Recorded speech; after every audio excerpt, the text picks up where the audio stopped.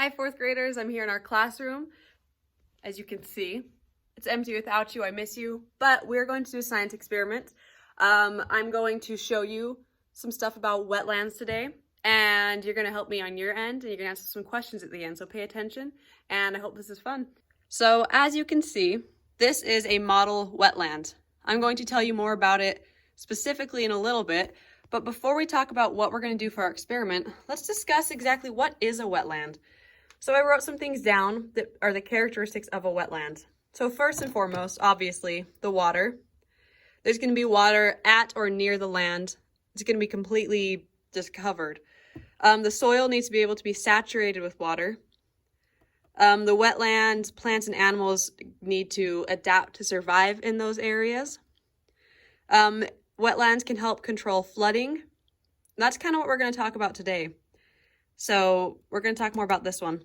They can vary in size. They can be big or small, all throughout the world. They can have fresh or salt water. They're an important habitat because they kind of help filter out pollutants. This is also something we're going to talk more about today as well. So remember those two that I told you about specifically. And that they are covered in water all or part of the year. So that means that they don't really change. The water doesn't really disappear. It's pretty much always going to be there.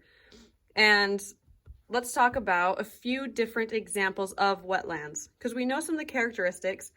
You guys read about them. Now let's see what some of them look like. So first, we have our freshwater marsh. Remember, they can be fresh or salt water. So that's important because this is a saltwater marsh. Right here, we have a mangrove swamp. You can tell because all the cool roots, those mangrove trees. We have a bog. And then we have just some regular swamps. There's this one and this one.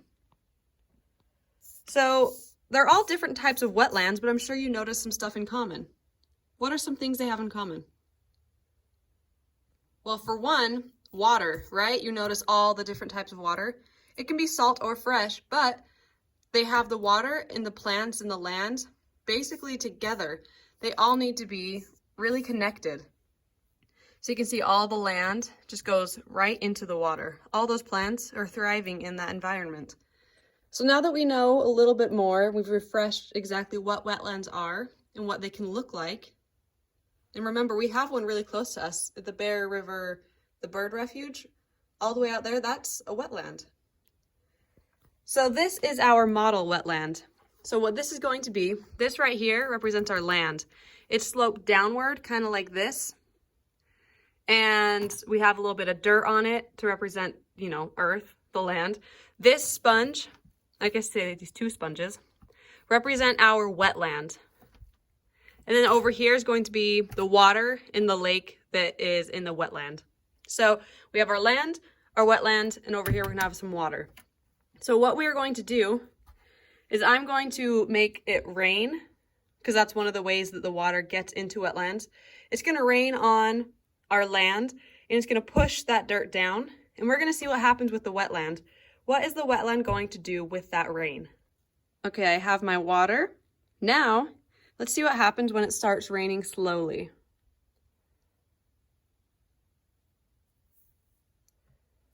So we're starting at the top of the land. You can see the rain is pushing down that soil.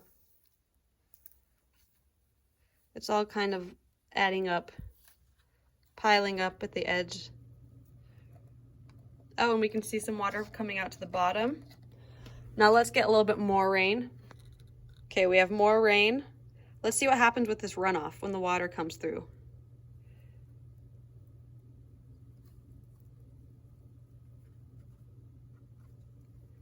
Okay, we have a lot more water coming out this end.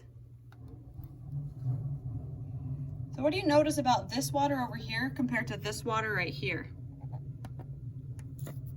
What's different between this and this?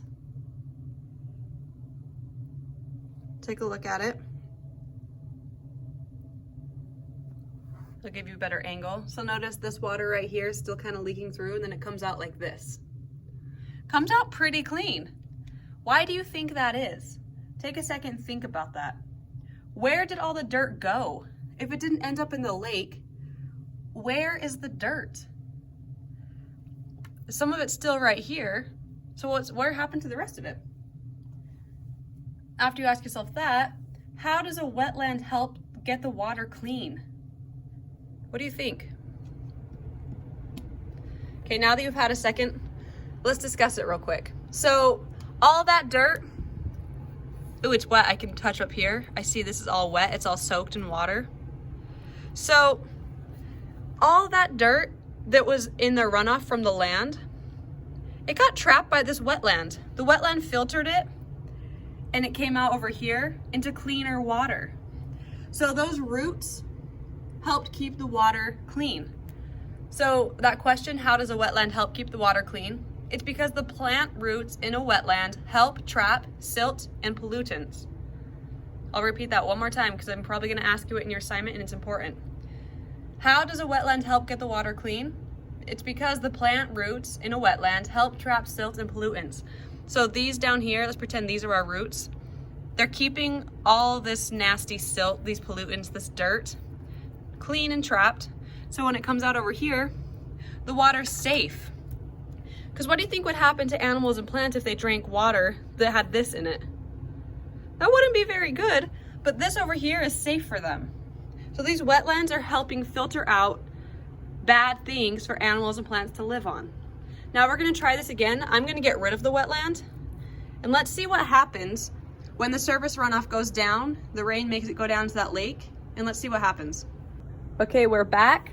We still have our land here, but I got rid of the wetland.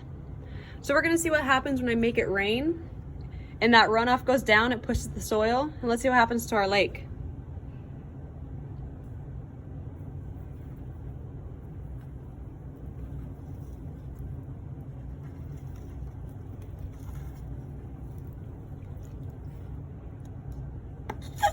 Okay, what do you notice about this lake compared to the last one? Look how dirty this is. Would you want to drink this water? Why would plants or animals want to drink this water? So you can tell without that wetland there, acting as a filtration system, acting as a barrier to help get the water clean, all that pollutant, all that dirt, all the nasty stuff that you don't want in your water comes down. So instead of being clean and safe and healthy water, without a wetland, it's kind of gross. It's not safe. So that's just one example of why wetlands are so important, right? They're an important filter. They help trap pollutants. So wetlands, they're not one of the, I don't know, you don't hear them talked about as much as maybe deserts or forests, but they're extremely important to our environment. They help stop flooding. They filter out water and pollutants, or pollutants from water. Now, what I want you to do is go onto Canvas.